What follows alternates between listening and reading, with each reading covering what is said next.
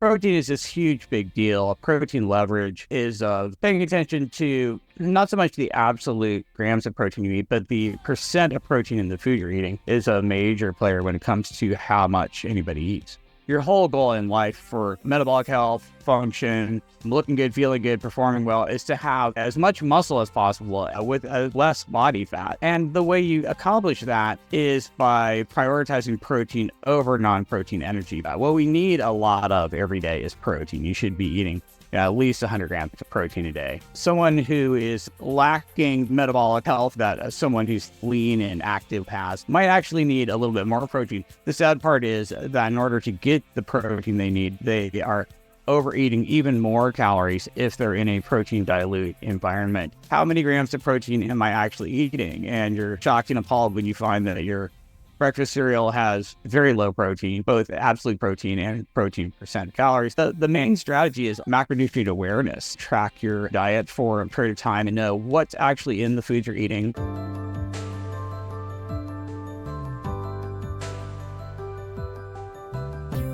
Hey there, welcome to the Happy Habit Podcast. I'm Matthew. I'm here every week talking health and well-being.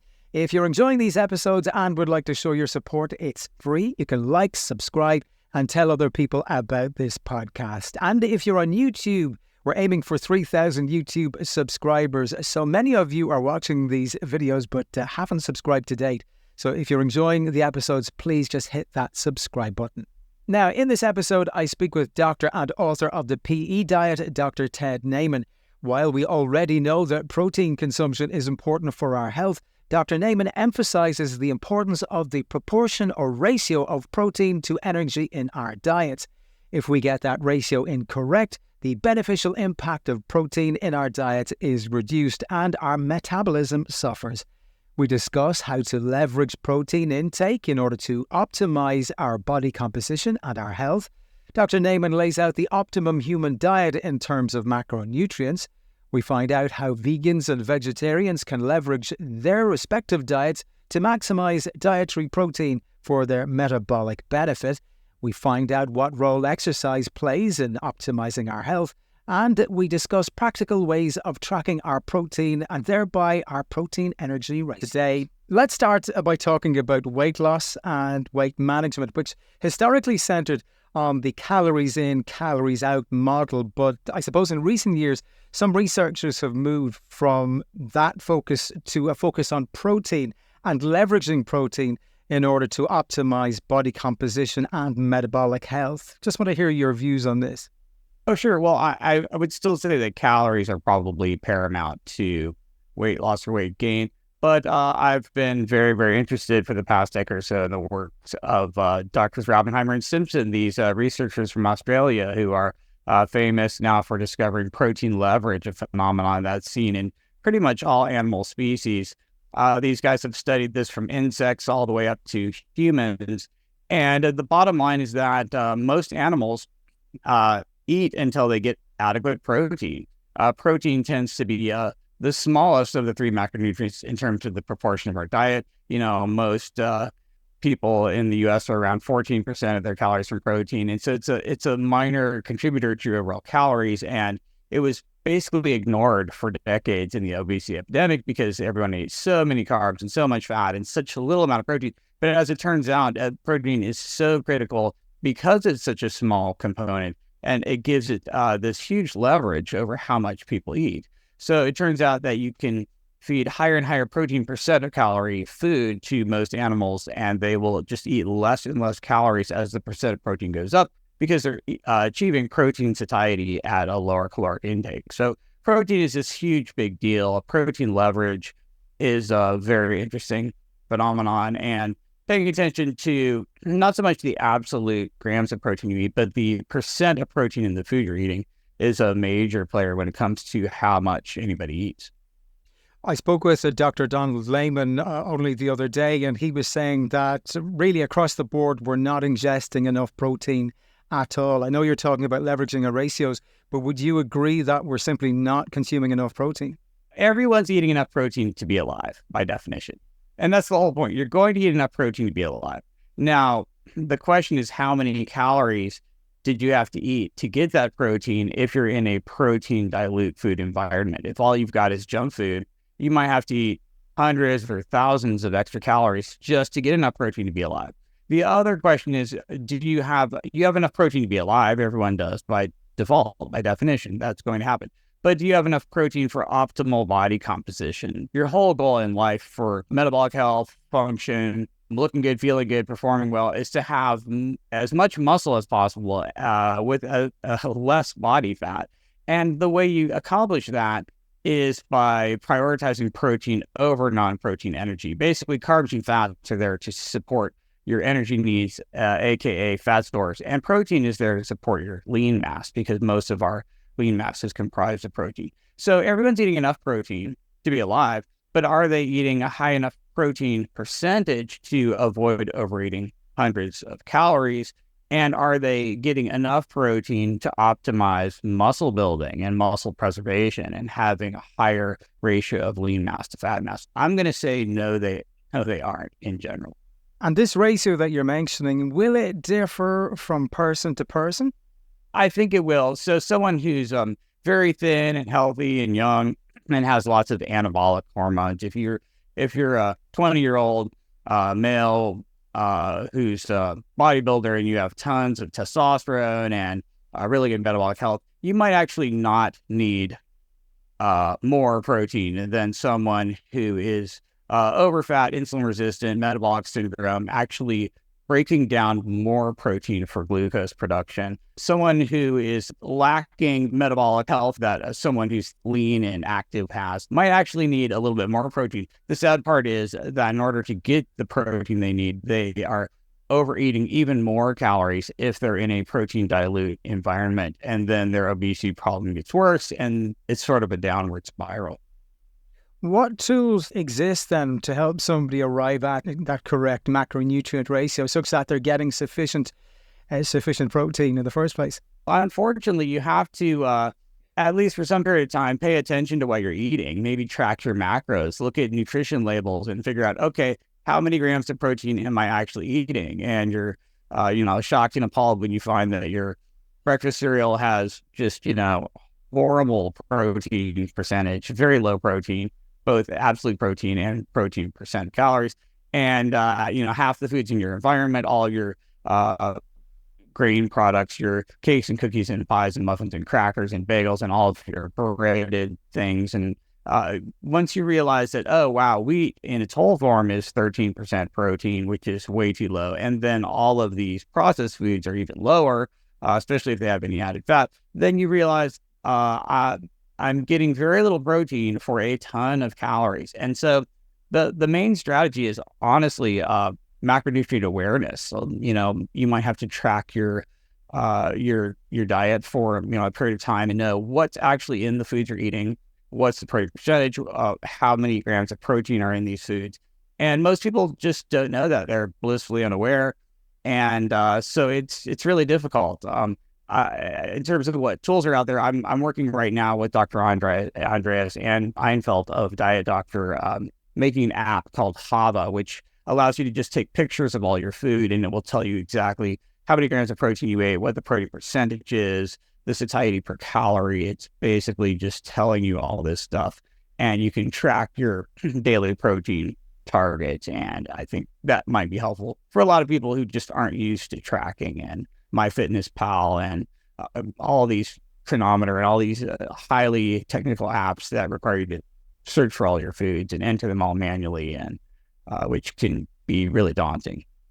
You used the word processed there. I just wanted to broach the subject of processed meat and processed foods, because not all protein is the same. It doesn't all have the same quality. We know that certainly with highly processed meats, while it does come with protein, it also comes with a plethora of other unwanted, undesired ingredients. So could you talk to us about how all protein is not the same? Right. Well, my number one concern when it comes to any sort of processed protein is the protein percentage. So, for example, if I'm a hunter-gatherer and you give me a spear and I go outside and kill a wild animal, that animal is going to be very lean because it's also struggling to find enough energy in its food environment. And so most of your wild game is super lean, super high protein percentage. That's great. That's very healthy. That's awesome. What happens though with agriculture and especially concentrated animal feeding operations and things, we realize that we get paid per pound of or kilogram of animal products that we produce, right? So the idea is to fatten your animals up as much as possible by just feeding them whatever. So we over fatten all of these animals, our farmed fish, our grain-fed cattle, our pigs. We fatten these animals up as much as possible. And then frequently we're taking the fattest part of the animal and eating that, your bacon or pork belly or something along those lines. Or we're sucking milk out of a cow and then just siphoning off the fattest part and making something like heavy cream or butter or something where we're multiplying the fat and the protein gets even more diluted. Then you have a processed meat like, bologna or Spam or hot dogs or sausage. Frequently, fat is added to make it cheaper and cheaper and cheaper. The price of every protein is, every food product that's protein that you buy, all of your meat and all of your processed meat, the higher the protein percent, the higher the price. So basically, fat is cheaper, and it's easier to just dump in a bunch of fat and fillers and dilute out the protein and make more profit. So it's pretty much profit driven. We're trying to maximize profit on all these products, which ends up meaning protein dilution. So you're left with a protein like a hot dog that might be only 15% protein by calories and just a massive amount of fat. And the only way to figure this out is to actually look at the label and look at the packaging and how many grams of protein are in there, how many grams of fat. One really good starting point might be looking for an animal product that at least has as many protein grams as fat grams. So if I bought a hot dog that had, 5 grams of protein and 5 grams of fat, that would be at least 30% protein by calories, which is a pretty good goal. So I'm trying to find the leanest thing I can get. And so the protein grams are always equal to the fat grams on the label or higher if I'm buying a protein product. And that's really the strategy you have to adopt, is just buying the leanest proteins you can get, because they've all been artificially fattened and then diluted, and it's all driven by economics and profit. So most people are blissfully unaware of all this, and really the place to start is looking at the labels and looking at protein grams versus fat grams in a serving of what's a protein food. What are your thoughts in relation to consumption of dietary fat in general? I know that you're contextualizing this in the context of it diluting the proportion of protein in somebody's meal, but we do still need some dietary fat. Right, you do need fat in your diet. It is an absolute requirement. There are essential fatty acids that your body cannot make that you do absolutely have to have in your diet. However, the amount of fat you actually need is pretty low. So you only need a few grams of essential fatty acids per day. You can get that from maybe a couple dozen grams of fat. And if you go too low in fat, you have all sorts of health problems like essential fatty acid deficiency and gallbladder problems. But your average person could probably get by on about 30 grams of fat a day, which is not a ton. So it's not like we need a lot of fat. What we need a lot of every day is protein. You should be eating at least 100 grams of protein a day. And you just don't need 100 grams of fat. Absolutely nobody needs that. So fat, it tends to be the macronutrient that you need the least of in terms of actual grams per day. Now, you don't have to eat any carbohydrate ever. You can live on a zero carbohydrate diet, but you need about 70 grams of glucose per day for your neurons and certain cell types in your body that don't have mitochondria, like red blood cells, that are required to consume glucose to be alive. And so you need a certain amount of glucose in your body, and you might as well get that from carbohydrate, because if you don't eat, 70, 80, 100 grams of carbs a day, you're going to have to manufacture that glucose mostly from protein, which again uses up some of the protein you're eating, which we've already established is probably too low for most people. So fat ends up being the macronutrient that you kind of don't really need to eat too much of compared with protein or carbohydrate. Although you don't have to eat your carbs, it does spare protein if you eat some carbohydrate.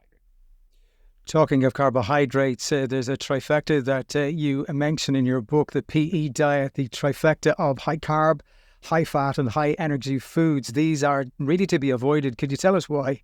Right. So, everyone likes to blame the obesity epidemic on fat or blame it on carbs. And the reality is there's this combination of high energy density carbs and fats together that is just incredibly delicious and hedonic and rewarding and dopamine spiking and addictive and tasty. And that's all of your donuts and your pizza and your candy bars and your cookies. These are all, 40 to 60% each carbs and fats. Protein's pretty low, maybe 10% or so. And these foods don't exist in nature. There's basically no foods in nature that are high in carbs and fats and energy density all simultaneously. The few possible exceptions are mammalian milk, which has a lot of lactose or milk sugar in it and a lot of milk fat.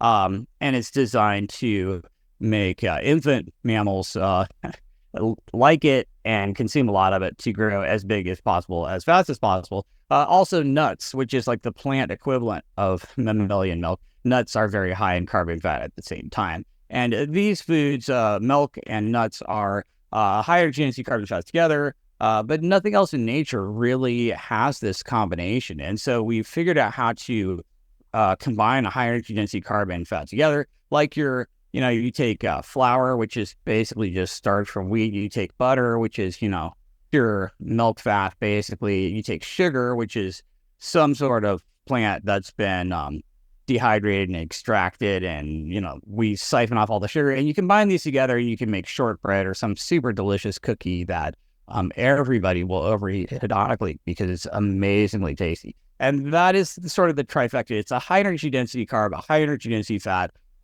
together. And it won't work with low energy density carbs and fats because like a salad with dressing, that has some carbohydrate in it, hardly any low energy density. It has a little bit of fat, but not a ton.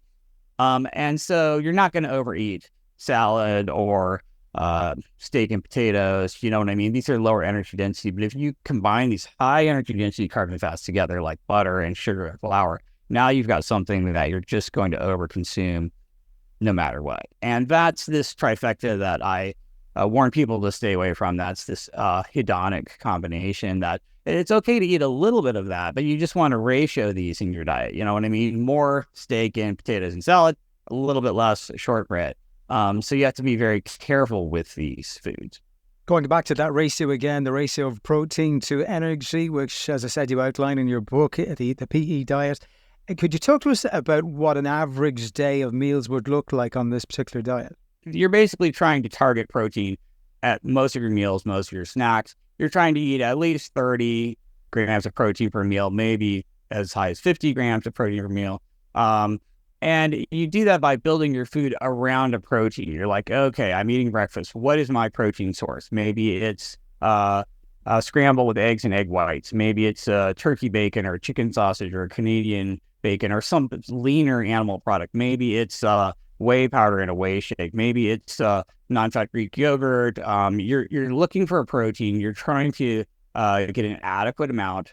And then you're adding carbs and fats, or most of these carbs and fats come along for the ride, but you're making sure they're lower energy density. So you might want to have a whole food carbohydrate like a whole grain like brown rice, or a whole tuber like a potato, or some sort of fruits and vegetables. And you might want to add very little fat to that just to keep the hedonic combination lower and prevent added calories, you know what I'm saying? So you're adding some sort of whole food source of either fat or carbohydrate. For the carbs, it might be fruits, vegetables, whole grains, tubers. For the fats, it might be something like an avocado or a salmon or a steak, or a lot of these proteins have fat incorporated in it, so you don't have to really worry about adding any fat.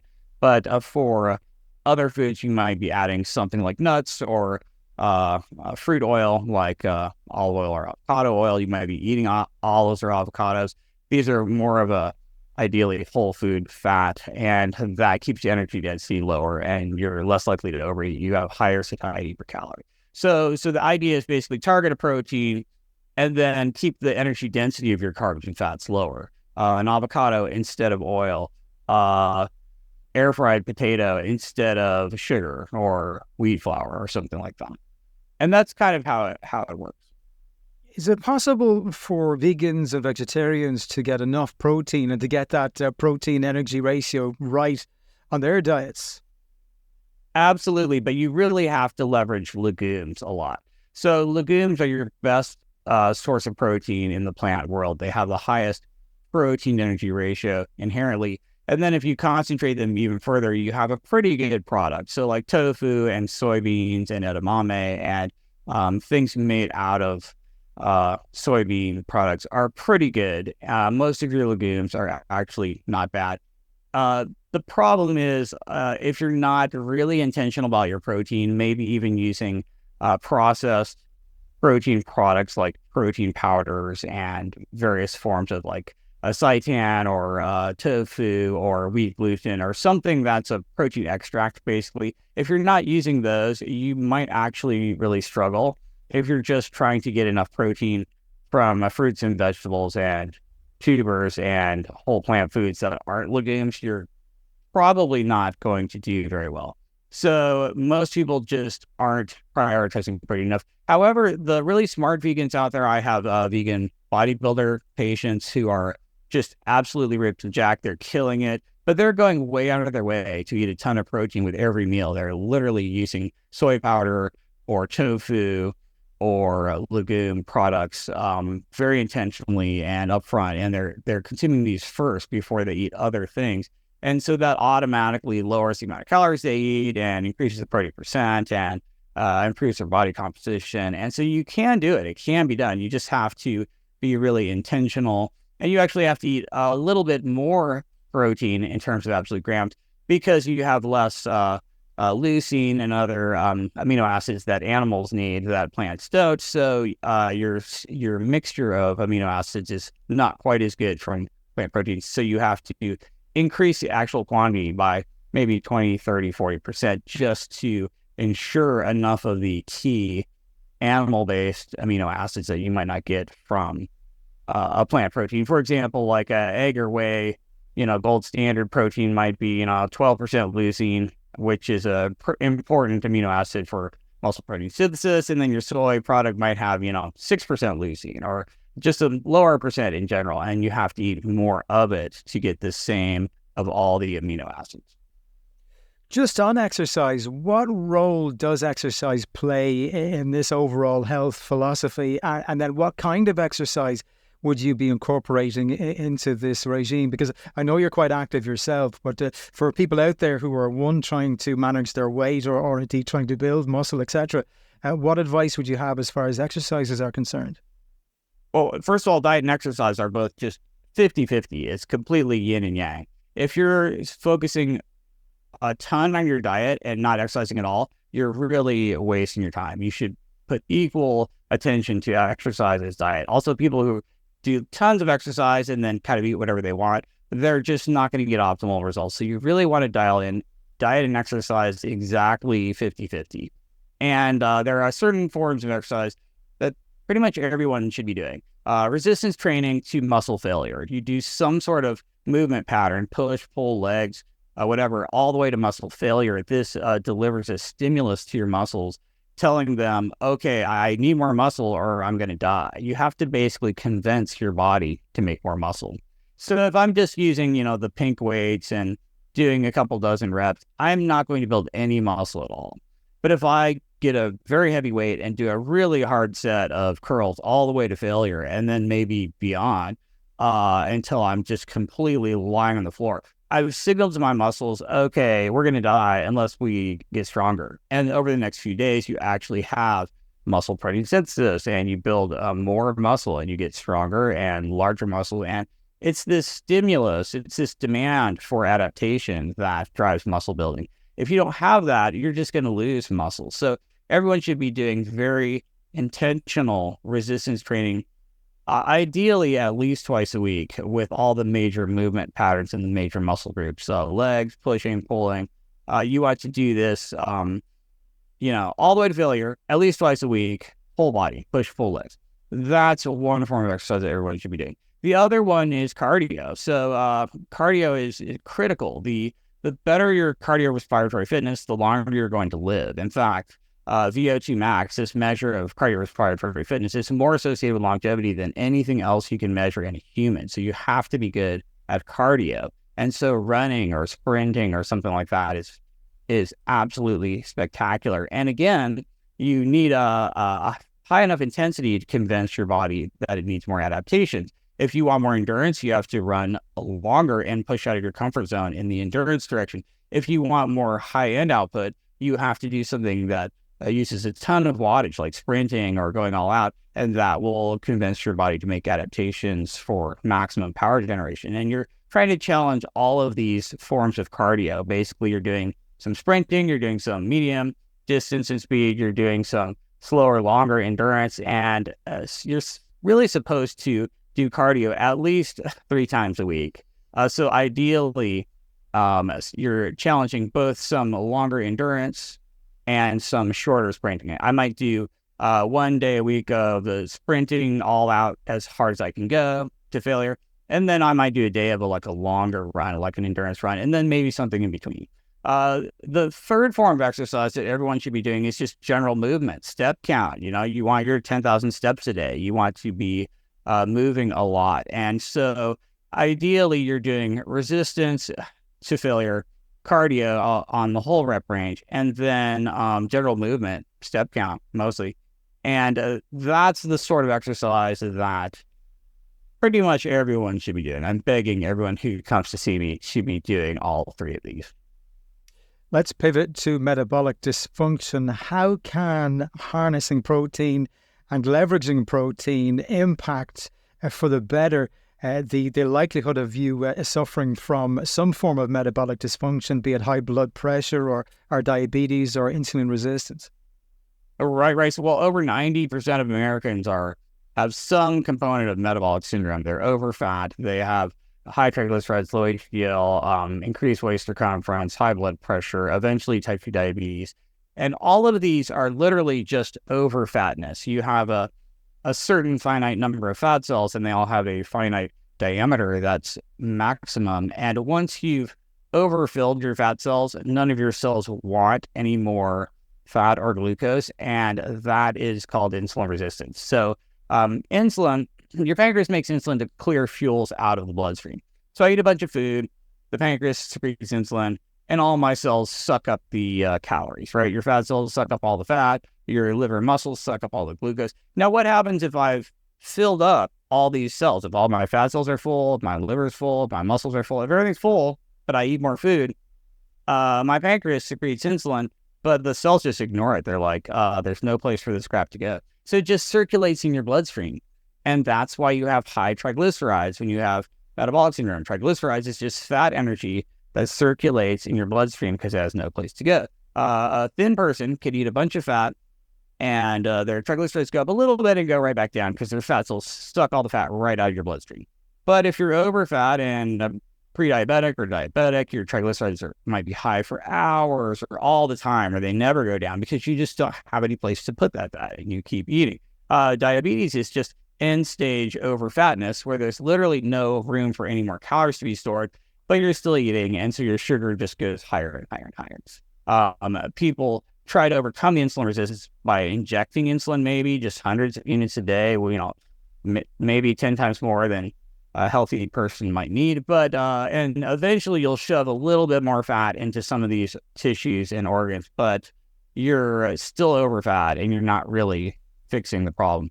So the goal is to not only have more muscle because that's storage for triglycerides and glucose, but also to have less fat and specifically to shrink down your fat cells so you have more headroom for caloric storage. Let's say I'm walking around with all my fat cells only half full or a quarter full. I can eat anything I want, and those cells just suck all the calories out of my bloodstream. I'm very insulin sensitive. My insulin's going to be low.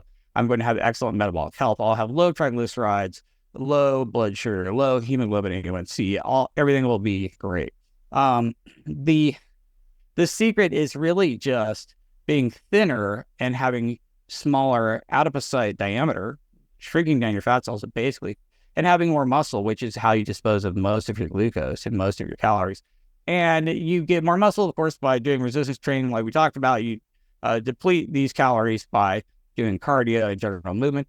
And then you eat less by eating foods with a higher protein percentage, so you have a higher satiety per calorie, and you're full on less calories. If I eat a giant skinless chicken breast an hour before every meal, I'm going to eat way less calories, and I'll just be thinner, and that's how it works. So it's prioritizing protein, getting a protein percent much higher, so you eat protein first, and you're full and satiated at a lower caloric intake, and then you're literally thinner, and you have better metabolic health. Simultaneously, hopefully, you're also doing resistance training and building muscle, and of course, eating this protein allows you to build muscle and maintain muscle, because protein supports your lean mass and your muscle, where carbs and fats are really just there to be stored as energy. Carbs and fats support your fat mass, and protein supporting your lean mass, your muscle, your bone, your organs, that kind of thing. Such common sense. I'm interested to hear your thoughts on these GLP-1 agonists like Ozempic, which I think has now finally made its way across the Atlantic to Europe. Would love to hear what your thoughts are on this, which is a word, the Ozempic, seems to have dominated the landscape in the last 12 months. Right. So GLP-1 is an incretin emitted by your small intestine when you've eaten tons of slow digesting foods like protein and fiber. So let's say I make you eat, a pound of or a kilogram, of skinless chicken breast and a kilogram of asparagus, right? It takes so long to digest this. There's this giant bolus of food that slowly traverses the small intestine. And as it gets lower and lower in the small intestine, the mechanical distension of the small intestine of this very large, slowly digesting bolus of protein and fiber stimulates your intestine to pump out GLP-1. And your intestine's like, okay, do not eat for the next 8 hours, because you are officially not hungry, because we're going to be digesting this all day long. Look at all this. The mechanical stretch of the small intestine, the fiber, the weight and volume, the bulk, the protein. You get a huge satiety response. And that's why if you ate a kilo of skinless chicken breast and a kilo of asparagus, you're not hungry for a long, long time. Now, what we've done is take this actual same hormone, GLP-1, that the small intestine emits, and concentrate it, and we alter the molecule so it circulates for a week instead of a couple of hours. So now you feel like you just had a pound of kilo of skinless chicken breast and a kilo of asparagus an hour ago. You feel like that 24/7 all the time. It's amazing. It totally works. Could you do the exact same thing by literally coming up with a diet regimen where, okay, you can eat anything you want, but an hour before each meal, you have to eat a kilo of skinless chicken breast and a kilo of asparagus 3 times a day. And then, an hour later, you could eat whatever. That would actually work. That would actually be similar. That's actually the same kind of phenomenon. The GLP-1 is even stronger because we've just hyper magnified the dosage and the concentration. There's basically, you'd have to eat a bale of hay to get the same kind of natural GLP-1 response as you can get from the injection. In fact, you might never get that high of levels. So we've just massively overdriven this evolutionary tuned thing.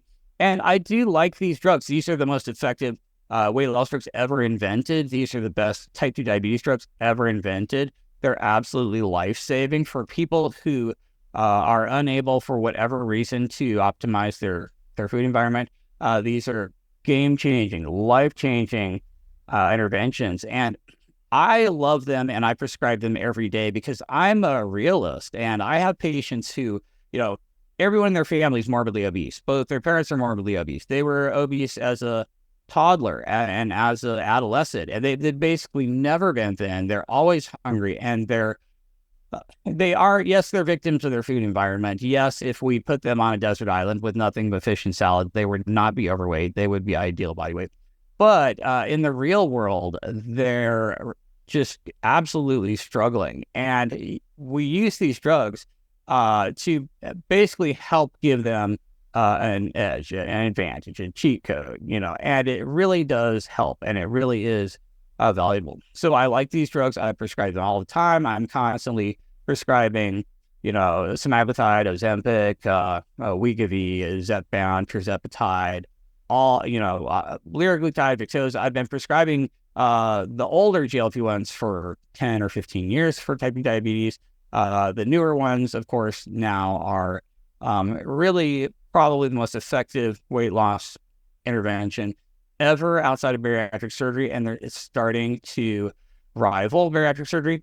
The one problem with just using satiety drugs alone is, okay, let's say all of a sudden I'm never hungry. I'm just not hungry. So I'm basically not eating. If I'm just not eating, I'm not getting enough protein and I'm not getting enough micronutrients. We have studies. There's a study that recently came out and it modeled what would happen if everyone ate the same food they're eating and just cut the calories by 30%. And what would happen to nutritional adequacy? And as it turns out, people would be just deficient in almost every single micronutrient. It's because our food is so nutritionally empty that if you just eat less of the same food you're eating, you're not getting enough protein, you're not getting enough micronutrients, you're going to have deficiencies across the board, and that is not going to be optimal. So if I'm just injecting tirzepatide and I'm just never hungry, so I just pick at my food and barely eat of the same crappy food that got me obese to begin with, I am going to be horribly under-eating protein and all of the micronutrients, and I'm going to have issues.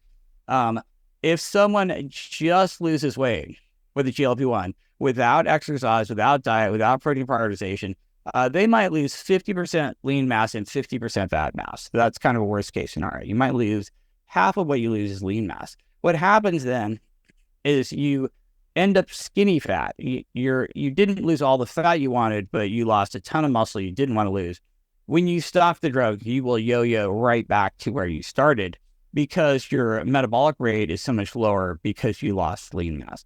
You really want to lose weight like a natural bodybuilder. They're just prioritizing the hell out of protein. They're eating even more protein than usual. They're doing even more resistance training than usual to stimulate muscle, keeping muscle. They're basically sending a signal that they need muscle, eating a ton of protein, and they're just shaving back the carbs and fats and maybe doing more cardio to burn carbs and fats. And if you do that right, you can lose 95% of the weight as fat and only 5% as muscle. If you just stop eating because you're injecting a satiety hormone, it's going to be 50-50. And then when you'll end up skinny fat with suboptimal body composition. And when you stop the drug, you will just go right back to where you started. So I do encourage everyone who is using these drugs to also do it the right way. You have to do resistance training twice a week.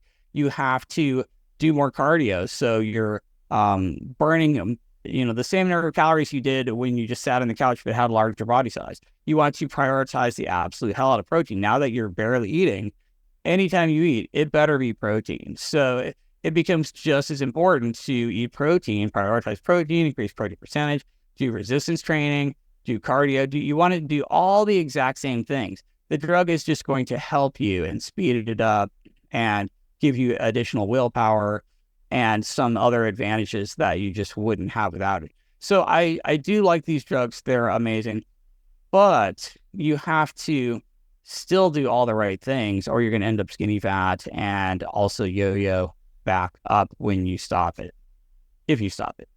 If the food environment that you grew up in that led to your being obese doesn't change and you go on to Ozempic, does that mean then that you are locked into being on Ozempic indefinitely, especially considering it also doesn't address the behavioral issues that are reinforced by that unhealthy food environment that you've grown up in? Correct. So in all of these studies, people reach the maximum weight loss of GLP-1s in about a year. You might lose 16% of your body weight from semaglutide, which is Ozempic. You might lose 25% of your body weight from tirzepatide, which is more powerful, and that's Zepbound, or I'm Mounjaro for diabetes, sorry. But you lose all this weight in about a year. If you stay on the drug, you will maintain that weight loss. When in the studies, when people stop the drug, they just slowly regained about half of that weight on average over the next year or so. It's infinitely variable. Some people continue to lose weight. Some people actually gain more than they started. But on average, you're going to regain about half that weight. And that is if you made no changes at all, right? So you will get some lasting benefit from these drugs most of the time on average. But if you change diet and exercise, you can get all the benefit and keep it and even stop the drug potentially and not have to take it indefinitely. So most people aren't changing their diet and exercise enough to be able to get off of the drug. And in my experience, most people who stop it do have significant regain. So, but I also have patients who have radically changed diet and exercise and lost his weight and kept it off and even discontinued the drugs. So anything's possible. But if you want to get off the drug, you're going to have to change some things. It's basically diet and exercise. Well, the book again is called The PE Diet, Leverage Your Body to Achieve Optimum Health. Doctor, if people want to reach out to you and find out more about you, where can they go online? Right. So I'm at Ted Naiman on most of the socials. I'm on Instagram. I'm on X or Twitter. Ted Naiman. I wrote this book called The PE Diet. You can find it pretty much anywhere books are sold. Just Google it, or you can buy it at thepediet.com or tednaiman.com. I'm also working on this app that's out now called Hava, and you can check it out at hava.co. I teamed up with Andreas Einfeld, Dr. Einfeld of Diet Doctor, and we created this app that basically lets you just take pictures of your food and track everything. It tells you the grams, it tells you the satiety per calorie, all of your macros, and it's just a good way to kind of open your eyes to how certain foods have horrible satiety per calorie and you're just going to automatically overeat them, and how other foods have amazing satiety per calorie and will help you just automatically eat less because you're not hungry. It's basically like the food version of a GLP-1 drug, pretty much. Well, great stuff. I'll link both of those in the show notes for this episode. But for the moment, Dr. Ted Naiman, thank you so much for joining me on the podcast today. Really enjoyed our conversation. Oh, thank you for having me. I appreciate it. Nice work. Well, thank you for tuning into this episode of the Happy Habit podcast. As always, if you're getting value from this series, please show your support. You can like, subscribe, share, tell other people about this podcast. They may get some value from it too. And if you're on YouTube, hit that subscribe button over there. We're aiming for 3,000 subscribers in the coming weeks, and hopefully you can help us get there. Until next time, stay happy.